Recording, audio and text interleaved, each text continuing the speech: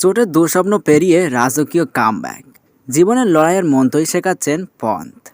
আহত হয়ে খেলা থেকে ছিটকে যাওয়া আর তারপর সেই চোটকে বশ মানিয়ে ফের ক্রিজে ফেরা, এ যেন লড়াইয়ের অন্য এক ইস্তাহার। ক্রিকেট মাঠে নতুন করে সেই অদম্য জেদের গল্প লিখলেন দিল্লির কপ্তান ঋষভ পন্থ।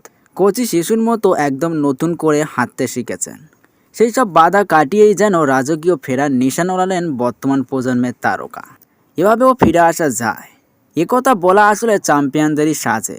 নিজেদের কাজের প্রতি যাদের তীব্র প্যাশন, যে কোনো প্রতিকূলতাকে অদম্য জেদে কাটিয়ে উঠে তারা সেই ভালোবাসার কাছে নতজানু হয়ে বসেন। সেই আশ্চর্য ভালোবাসার গল্প বারে বারে লেখা হয় খেলার মাঠে। যেমন জন্মদিনে সচিন তেন্ডুলকরকে শুভেচ্ছা জানাতে গিয়ে পুল্লেল্লা গোপীচাঁদ বলেছিলেন, আমাদের দেশের মাটিতেও জন্ম হতে পারে চ্যাম্পিয়নের। সচিনকে ঘিরেই তার যে এই জোরালো বিশ্বাস, সেই বিশ্বাসের ভিত পোক্ত করেছিল প্রতিবার চোট আঘাতের বিপর্যয় কাটিয়ে সচিনের ফিরে আসা, আহত হয়ে খেলা থেকে ছিটকে যাওয়া আর তারপর সেই চোটকে বশ মানিয়ে ফের ক্রিজে ফেরা। এ যেন লড়াইয়ের অন্য এক ইস্তাহার। ক্রিকেট পিচ সত্যিই সেই ভালোবাসার গল্প জানে, যেখানে খেলোয়াড় আর খেলার মাঝে চোট যতবার বাধার প্রাচীর হয়ে দাঁড়ায়, ততবার হেরে যেতে হয় বাধাকেই। চলতি আইপিএলের শুরুতেই সেই কাহিনীতে যেন যোগ হলো এক পাতার। সেখানে লেখা তরুণ ঋষভ পন্থের নাম। আঘাত তাকে আহত করেছে, কিন্তু বেঁধে রাখতে পারেনি, থামিয়ে দিতে পারেনি পিছু টানে। আসলে ক্রিকেট মাঠের লড়াইটা 11 জনের, কিন্তু মাঠে ফিরে আসার লড়াইটা ব্যক্তিগত একক জনের। তা সে সৌরভের কামব্যাকের গল্প হোক কিংবা কোহলির সেঞ্চুরিতে ফেরার রূপকথা। আর সেই কামব্যাকের পেছনে যদি কাঁটা উঁচিয়ে থাকে চোট আঘাতের রক্তাক্ত দিনলিপি, সেই দিনলিপি যে কারোর একেবারেই একার, সেই লড়াইটা তাকে লড়তে হয় একা, লোকচক্ষুর অন্তরালে নিজের সঙ্গে নিজে। ঠিক যেমনটা লড়তে হয়েছে ঋষভ পন্থকে। গত 1.5 বছর বিছানায় শুয়ে ক্রাশ আছে হাঁটার মাঝে এই ফেরার গল্পটা তিনি লিখে চলেছিলেন একটু একটু করে। আরও একবার ব্যাট হাতে মাঠে নামার স্বপ্ন, আরও একবার এক হাতে ছক্কায় বলারকে উড়িয়ে দেওয়ার স্বপ্ন, আরও একবার দলকে জেতানোর স্বপ্ন। এইসব স্বপ্নগুলোই বোধ হয় তাকে নতুন দৌড়টা শুরু করার জন্য জ্বালানি জুগিয়ে চলেছিল প্রতিনিয়ত। না হলে পাহাড়ের মাথা থেকে আছড়ে পড়ার পর ফের সিসিফাস হওয়ার মতো জোর সহজে আসে না। নতুন করে পাহাড় বেয়ে ওঠাকে তখন অসম্ভব বলেই মনে হয়। আর সেই উঠতে গিয়ে আবার গড়িয়ে পড়া, উঠে ফের শুরু করা, হাল ছেড়ে দেওয়া আর না দেওয়ার এই টাগ অফ ওয়ার পেরোতে পারে কয়জন। যে সময় তার কেরিয়ার দৌড়াচ্ছে রেসের কালো ঘোড়ার মতো, সেই সময় মুখ থুবড়ে পড়েছিলেন পন্থ। সেই ভয়াবহ গাড়ি দুর্ঘটনার পর তিনি মাঠে আর কোনো দিন ফিরতে পারবেন কিনা তা নিয়েই আশঙ্কায় ছিলেন তাবৎ অনুরাগীরা। গত দেড়টা বছর বিছানায় শুয়ে থেকেছেন, ক্রাশ হাতে নিয়ে হাঁটতে শিখেছেন প্রায় নতুন করে। সেই ঋষভই 903 দিন পরে আইপিএলে অর্ধশতরান করে দলকে জেতালেন ফের তার এক হাতের ছক্কা উড়ে গেল মিড উইকেটের ওপর দিয়ে। যত দিন যাচ্ছে তত ধারালো হচ্ছে ঋষভ পন্থের মূল অস্ত্র, তার ব্যাট। বুধবার গুজরাট টাইটান্সের বিরুদ্ধে 43 বলে 88 রান করেছেন তিনি। ভারতের বিশ্বকাপের দলে জায়গা প্রায় পাকা করে ফেলেছেন তিনি। আইপিএল শুরু হওয়ার আগে কেউ ভাবতেও পারেনি এই দৃশ্য এত তাড়াতাড়ি দেখতে পাবেন তারা। গাড়ি দুর্ঘটনায় গুরুতর আহত হওয়া ঋষভ পন্থ তখন সবে আইপিএলে ফিরতে চলেছেন। সবাই অপেক্ষা করছিলেন পন্থ কেমন খেলবেন।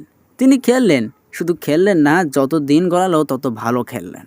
বুধবার গুজরাট টাইটান্সের বিরুদ্ধে 43 বলে 88 রান করেছেন তিনি। 8টি ছক্কা মেরেছেন এই বাঁহাতি ব্যাটার। ভারতের বিশ্বকাপের দলে জায়গা প্রায় পাকা করে ফেলেছে পন্থ। যেভাবে এগোচ্ছেন, অন্তত উইকেট রক্ষকের জায়গাটা নিয়ে ভাবতে হবে না অজিত আগরকরের নির্বাচক কমিটিকে। চলতি আইপিএলে এই ইনিংসের আগে 2টি অর্ধশতরান করেছিলেন পন্থ। কয়েকটি ম্যাচে ঝোড়ো ইনিংস খেলেছিলেন। বুধবারের ইনিংস সব কিছু ছাপিয়ে গেল। পন্থ যখন ব্যাট করতে নামেন তখন পাওয়ার প্লের মধ্যে 3 উইকেট হারিয়ে চাপে দিল্লি। সেখান থেকে অক্ষর প্যাটেলের সঙ্গে 17 রানের জুটি বাঁধলেন কপ্তান পন্থ। প্রথমে কিছুটা ধীরে খেলছিলেন। অক্ষর আউট হওয়ার পরে রান তোলার দায়িত্ব নিজের কাঁধে নিলেন তিনি। শেষ দিকে পন্থের ব্যাট থেকে একটার পর একটা বল বাউন্ডারি লাইনের বাইরে গিয়ে পড়ছিল। উইকেটের সব দিকে শট খেলছিলেন তিনি। লেগ সাইডে কবজির মোচড়ে তার বিখ্যাত ফ্লিক দেখা গিয়েছে। আবার উইকেট থেকে সরে জায়গা তৈরি করে হাওয়ায় বল উড়িয়েছেন।